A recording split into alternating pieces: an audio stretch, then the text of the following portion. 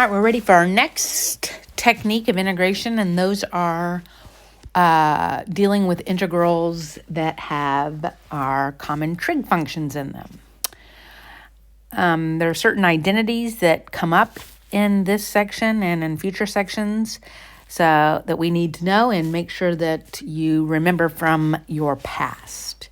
The first of which of the trig identities, and we know that there are many trig identities, but the ones that you need to know are the Pythagorean identities, double angle, and half angle identities. And so we're going to restate them here just for our memory.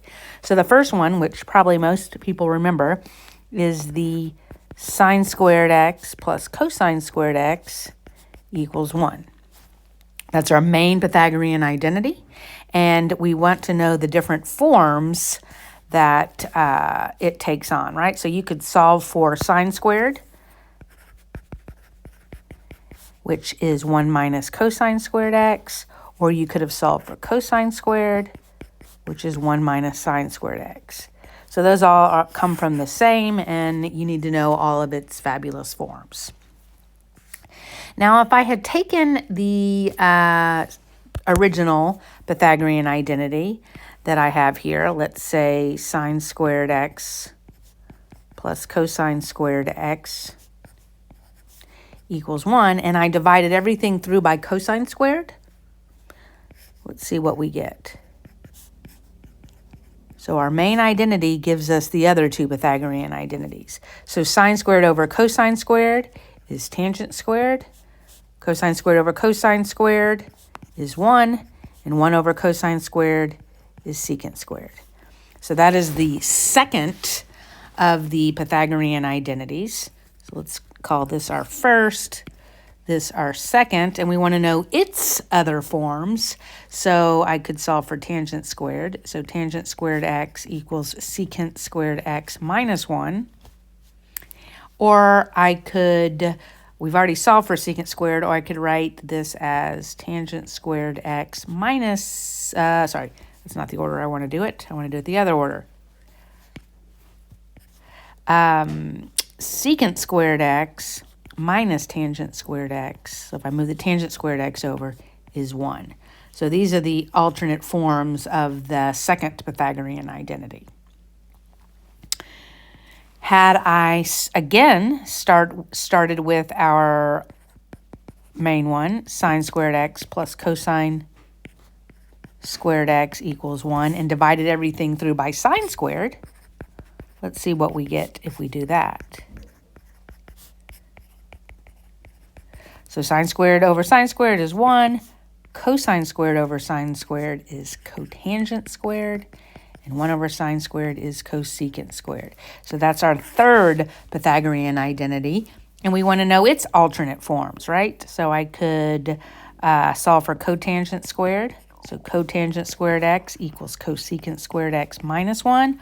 Or I could have cosecant squared x minus cotangent squared x equals 1.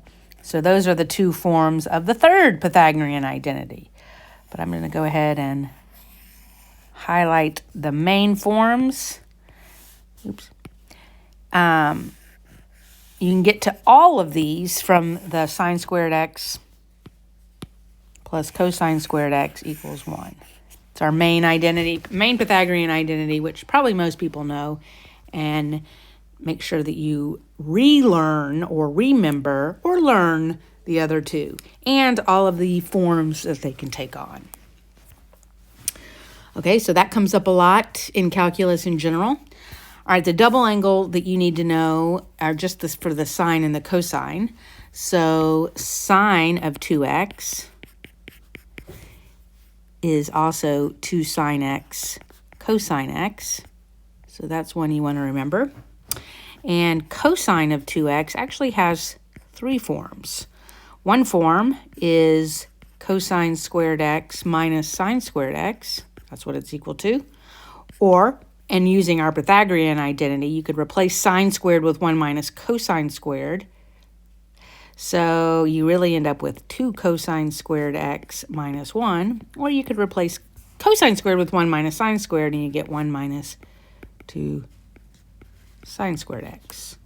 So these are alternate forms of the double angle for cosine. You need to know those. And then the half angle, which definitely comes up a lot in this particular section, and that is turning a squared, so sine squared x, into 1 minus cosine of 2x over 2, and cosine squared x is 1 plus cosine of 2x over 2. Okay? That's important to know. A couple things that I know you already know, but I'm going to just have here for our reference. Remember that the antiderivative of sine of x dx is negative cosine of x plus c. The antiderivative of cosine of x dx is positive sine of x plus c. And if I throw in an a in there, like the sine of ax, right, we can easily adjust. That becomes negative cosine of ax, but over a. And the same thing happens for cosine. All right, now we don't have tangent easily, but let's have what we do have. So if I have secant squared x dx, we know that's tangent x plus c. If I have secant x tan x dx, that is secant x plus c. So those are common ones to know in this next section. Okay? All right. We're now going to look at integrals that involve just the sine and cosine. Okay, so if we have some power of sine, some power of cosine, nothing else in there. All right, we're going to look at the case when m is odd and we have no restriction on cosine. Well, if m is odd, what we're going to do is we're going to, let's just see what happened here. So if n is odd, let's look at an example. Okay, so let's say we have sine cubed of x, cosine squared x. I don't really care what the power is on cosine. All right, we're going to reserve one of the cosines. All right, so we're going to reserve one cosine. So note, one of the sines. So notice if sine is odd and we pull off one of the sines, we're now left with even amount of sines. Okay, so then we're going to convert the remaining sines to cosines, which we can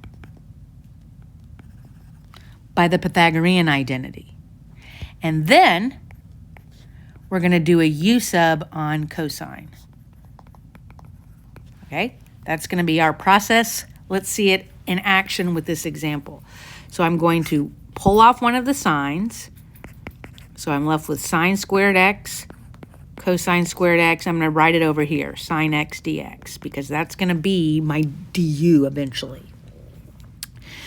I'm going to then convert the remaining even powers of sine to cosine. So remember, sine squared is really 1 minus cosine squared.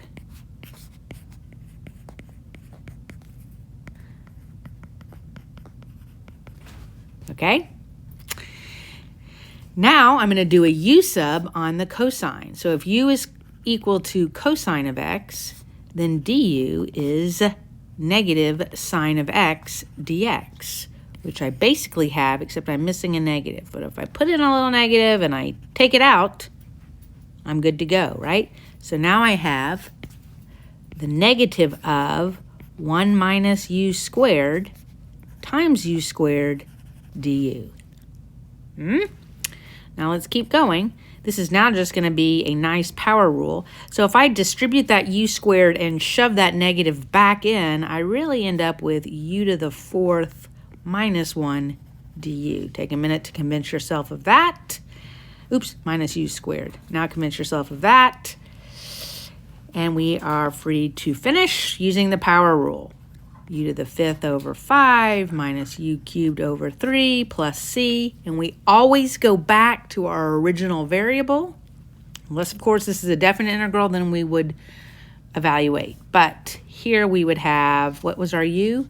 Cosine. So we have cosine to the 5th x over 5 minus cosine cubed x over 3 plus c.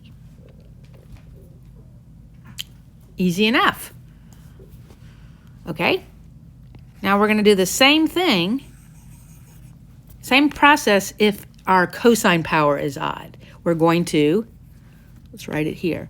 We are going to, let's change colors.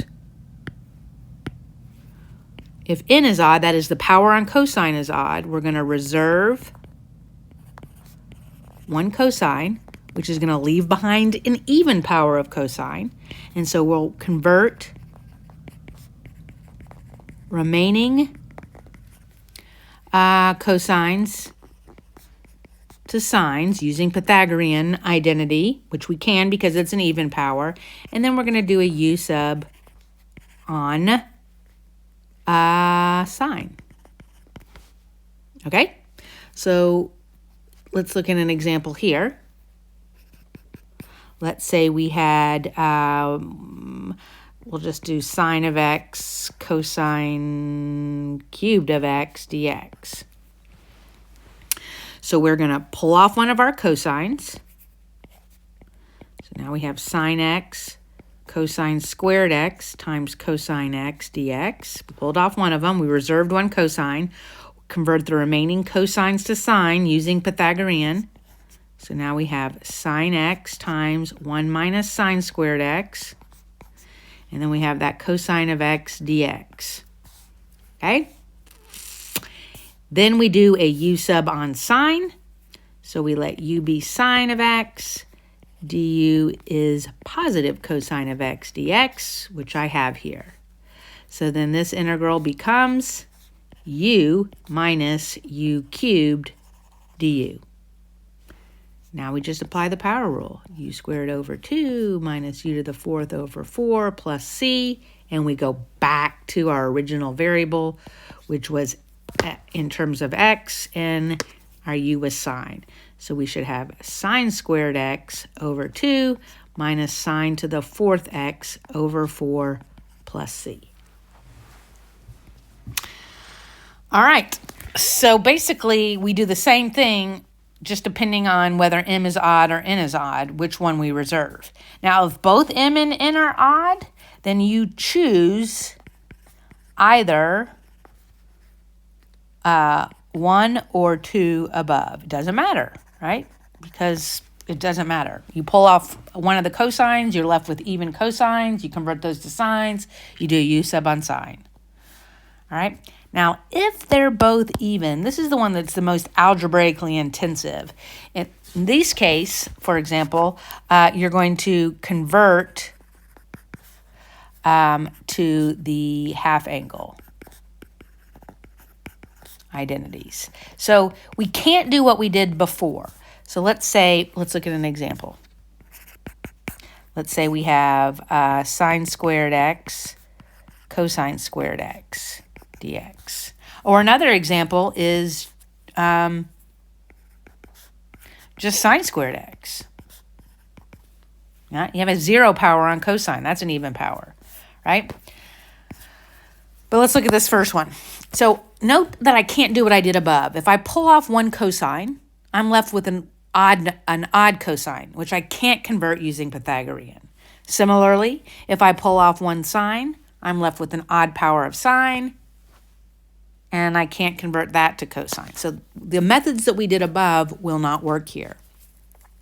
So this is where we use our half angle identity. So remember, sine squared is 1 minus cosine of 2x over 2 times, now cosine we got to convert also. That's 1 plus cosine of 2x over 2 dx.